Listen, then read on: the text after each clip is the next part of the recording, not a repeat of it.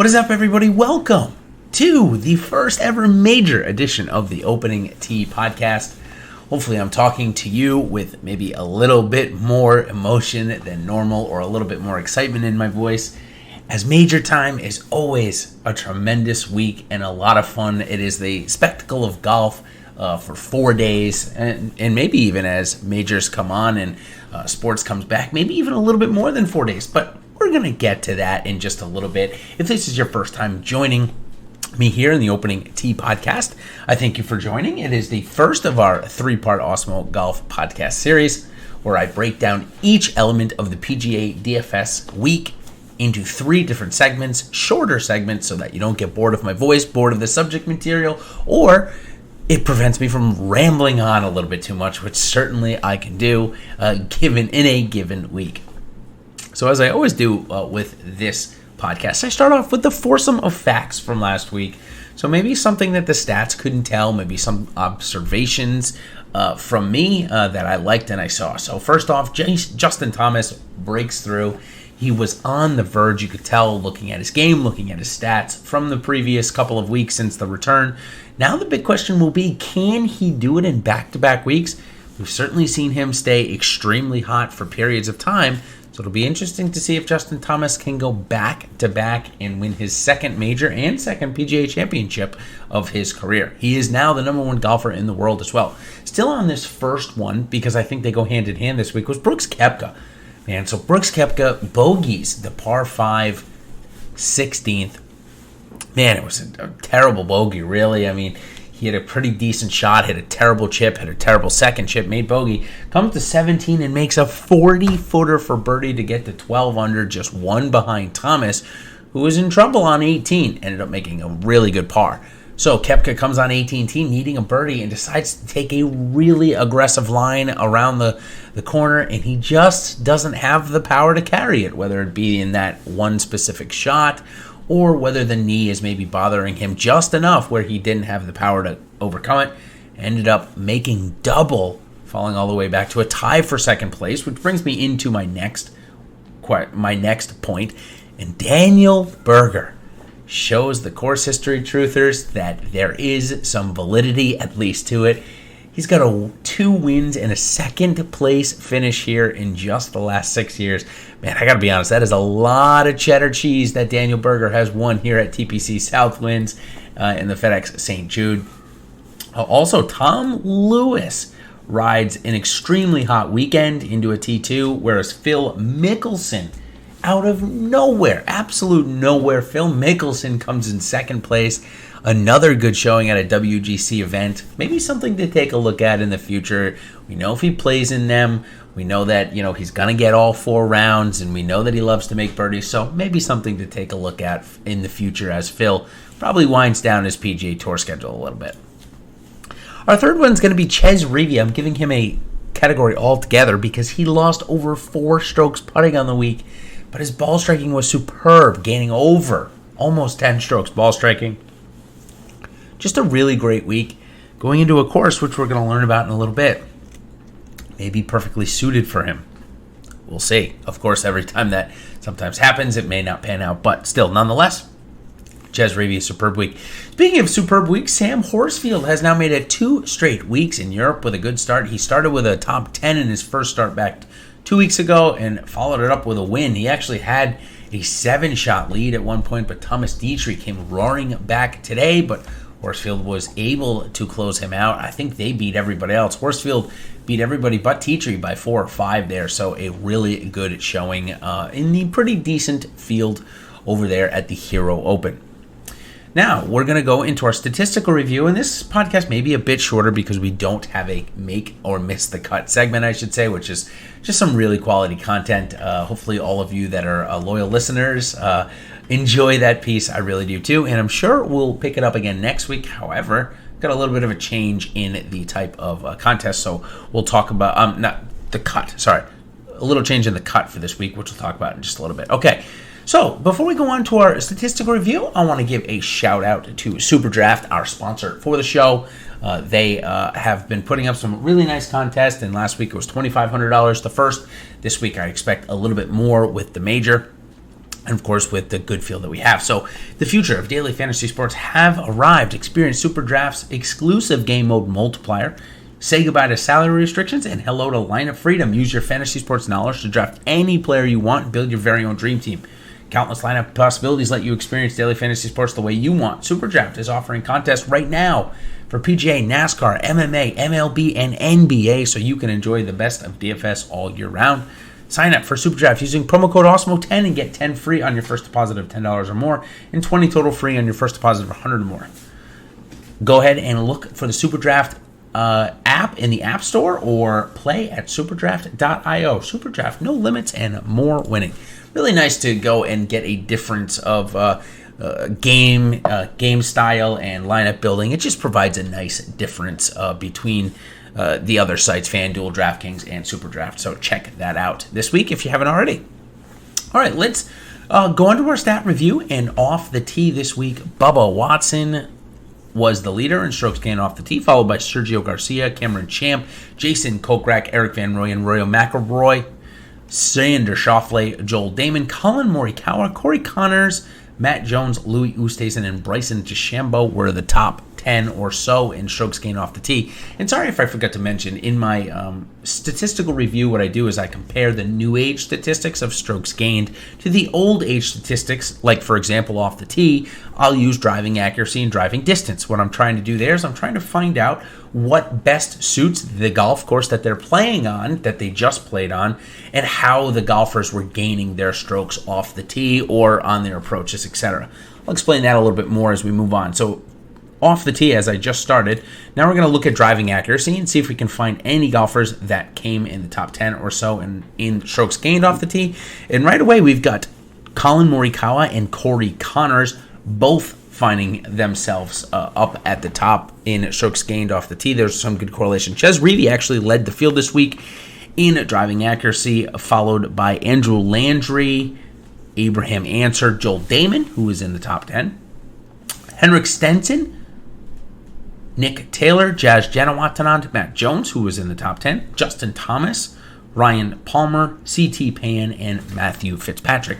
So I'd say about a 40 or 50% crossover, and I expect we're going to get the almost same exact amount of crossover for driving distance. We see Bubba Watson and Cameron Champ both in the top 5 in driving distance. They were 1 and 3 in terms of strokes gained off the tee. Sergio Garcia was also number 6 this week in driving distance and number 3 in strokes gained off the tee. A couple of other guys up there. Bryson DeChambeau was number 1. He was number 10 in strokes gained off the tee. Brooks Koepka up there. Tony Finau, Dustin Johnson, Rory McIlroy, who was up there. Max Homa, Sergio Garcia, John Rahm, Jason Kokrak, Tom Lewis, Joaquin Niemann, and Shane Lowry round out the top 10 in driving distance. I would say probably about a 60% correlation between driving distance and off the tee, and then about a 40% correlation between driving accuracy and off the tee. So a good blend this week. Normally, we see maybe more heavily focused on the strokes gained off the tee correlating to driving distance, but a little bit closer this week than normal. Well, let's move on to the approaches and see if we can find the guys hitting the greens, or if just guys, when they hit the greens, we're hitting it close. So Brooks Koepka, Justin Thomas, Ches Reavie, Joel Damon, Daniel Berger, Ryan Palmer, Scotty Scheffler, Webb Simpson, Jason Day, Joaquin Niemann, Hideki Matsuyama, Sung Kang, Tommy Fleetwood, and interestingly enough, Jordan Spieth round out the top 10 or so there. We go to greens in regulation. Brooks Koepka, he led greens in regulation and strokes gained on the approach, so some good correlation there. Jason Kokrak and Tom Lewis, along with even Colin Morikawa, as are 2, 3, and 4 on greens in regulation, but none of them cracked the top 10 in terms of strokes gained on the approach.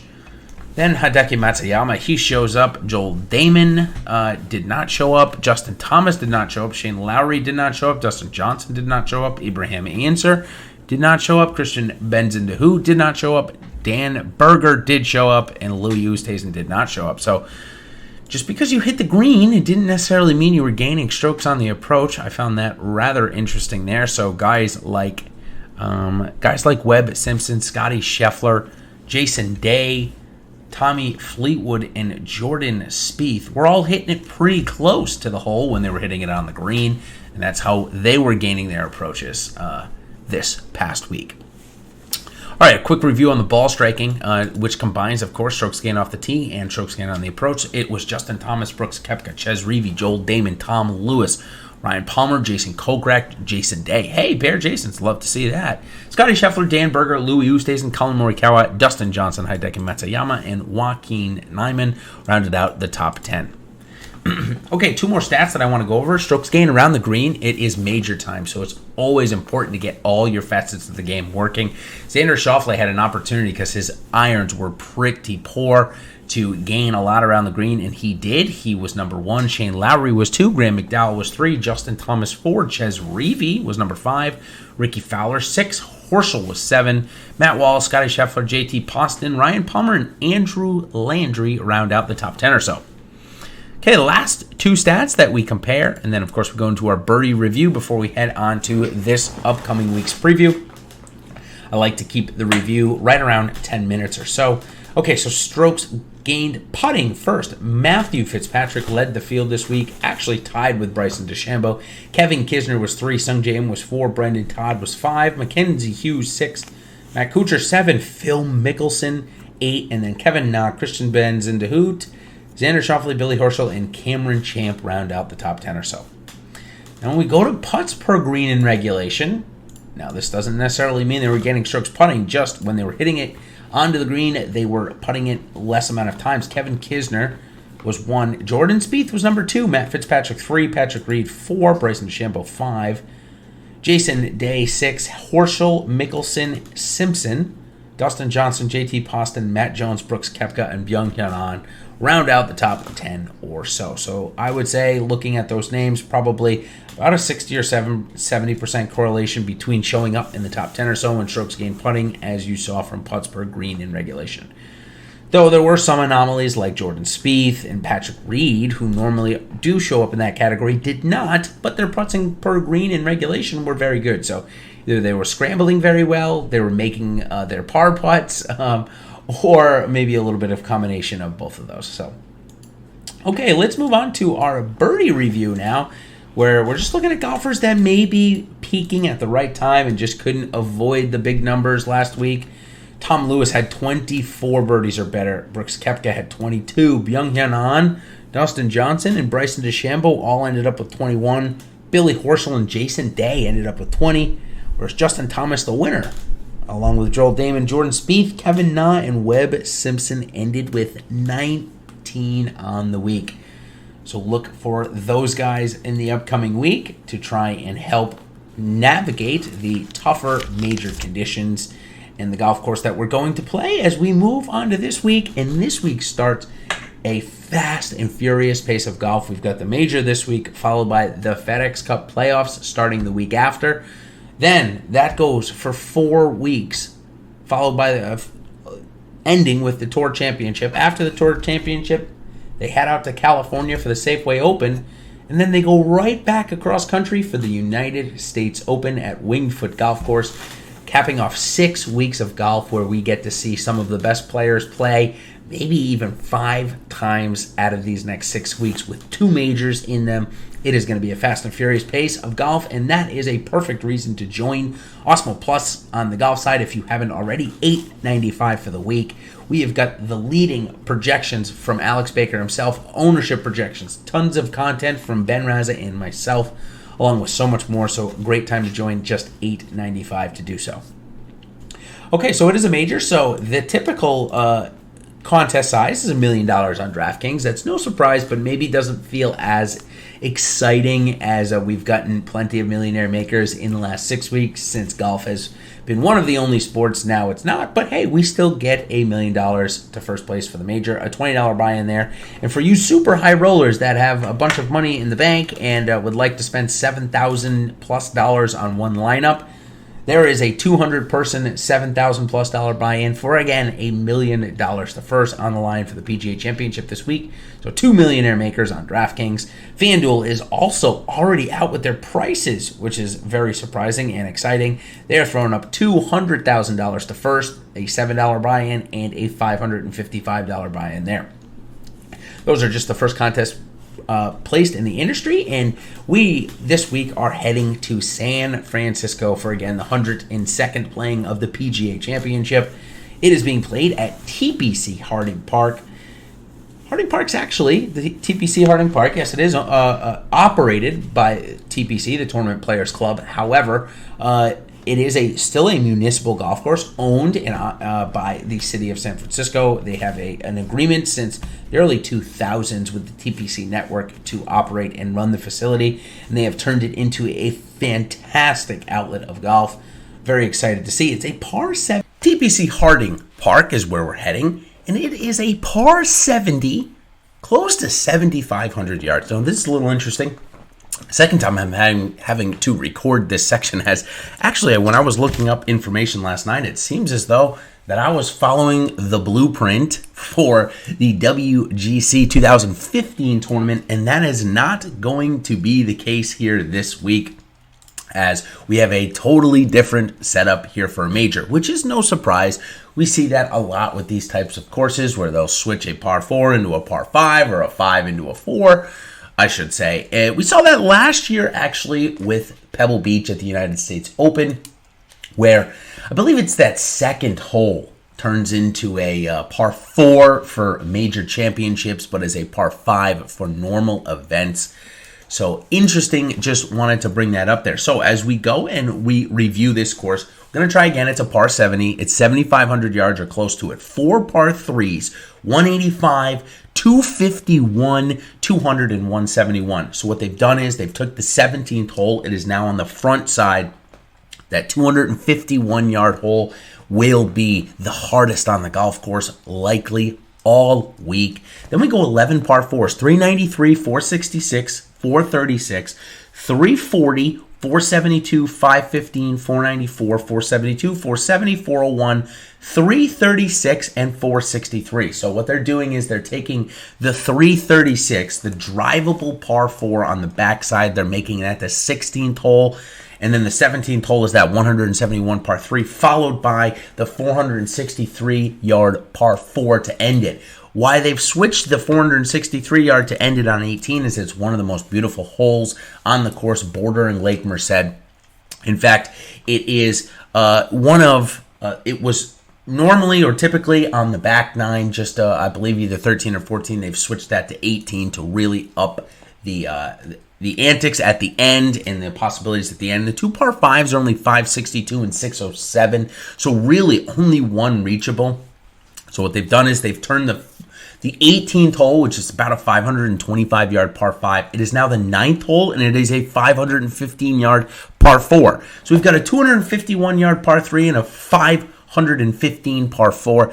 Those two are on the front nine, are going to play extremely difficult. Really, you only really get 4 or 5 scoring chances maybe. It is going to play extremely tough out there this week. All right, let's learn who's going to play here. Obviously, it's a major, so the best players in the world will be playing here. All of the best. The only ones not playing, I think, at the top 50 is Francesco Molinari, who is in the process of trying to move and is just, I guess, not ready to play golf. And Thomas Piers, who's an interesting name. I don't know that he's in the top 50. He's not. He has also withdrawn, and he has not played on the European Tour either, so interesting that we will not be seeing him. We will be seeing Adam Scott and Tiger Woods both making their first and second start of the after the long hiatus. So it will be interesting to see if Adam Scott can return right to competition and make a force or to be a force to be reckoned with. He and Tiger Woods have already been seen out on Harding Park the last couple of days, getting in their practice rounds. Looks like right now in the first check-in weather, as it is right now, it's about 60 degrees and cold and a little bit of wind and a little bit of rain. So it'll be major type conditions all the way around. Of course, my first cut article, which is free each and every week, it is live now on Awesemo.com. And I tell you in there the top 3 differences between a major and a regular PGA Tour event, especially if you're new to the golf scene or PGA DFS scene and you want to know the quick differences between the golf tournaments. Go ahead and check that out. Roughly, though, I can just tell you quickly. It comes down to the players that are playing in it, which is typically all of the best. Number 2, the coverage. We get extensive coverage, way more. And number 3, the conditions. The conditions are typically the hardest. That starts with the rough length, the green speed, all of the above. Typically, the hardest conditions are met for the majors. Okay, so who's going to make up this event this week? It is every former PGA champion. Now, certainly, some of the older PGA champions do not compete anymore, but the ones that would like to certainly get to, including Rich Beam and the like. The winner of the last 5 United States Opens, the winner of the last 5 Masters, the winner of the last 5 Open Championships, winner of the last 3 PGA Championships, the current PGA champion, the low 15 scores and ties from the previous PGA Championship, and maybe the weirdest one to some and to most, the 20 low scorers in the last PGA Professional Championship. And now, for all of you that may not know what that means, that is if you're an industry professional. So if you're a PGA professional and work at a local golf course or golf club, you too get to compete in tournaments around the country. Now, typically they're in your own district or in your own state or states, but once you've passed through district and regional, you get to go to the PGA Professional Championship, and as long as you come in the top 20 here, you get to go and compete against the best in the world. So 20 PGA professionals from around the world will compete here against the world's best. Always interesting to see. Of the 20, we always get 1 or 2 that slides through the cut, or at least has a chance to. I shouldn't say 1 or 2. It's typically only 1 that has a chance to get through, and we'll see if that happens again this week. So it is the following. The last 2 are the leaders. The 70 leaders and official money standings on the PGA Tour, starting from 1 week prior to last year's PGA Championship all the way through 2 weeks before this week's PGA Championship. And then the last one, any tournament winner co-sponsored by the PGA Tour in the last year, as well as any special invitees that the PGA of America deals necessary to give. So that's another great point that I wanted to bring up. The PGA of America owns this. The PGA Tour does not. So that's also another little difference in the account. That accounts for about 156 players. I have 104 in here right now. 154 in my mono playing this week. I suspect it'll be 156. And the nice thing about it is we're going to get the top 70 and ties making the cut this week. So for all you PGA DFSers, weekly guys that have been grinding it out with me week on and week out, where it's been the top 65 in ties, and that has come into play, it feels like almost every single week. Well, this week we go back to our original top 70 in ties. Plus, with 20 PGA professionals competing, really brings down the field size or player pool size to 136 players. So almost half, or a little bit more, I should say, than half of the field will be making the weekend in terms of PGA Tour players that are available to pick from, which should increase your chance at getting a 6 of 6% this week, which is always great.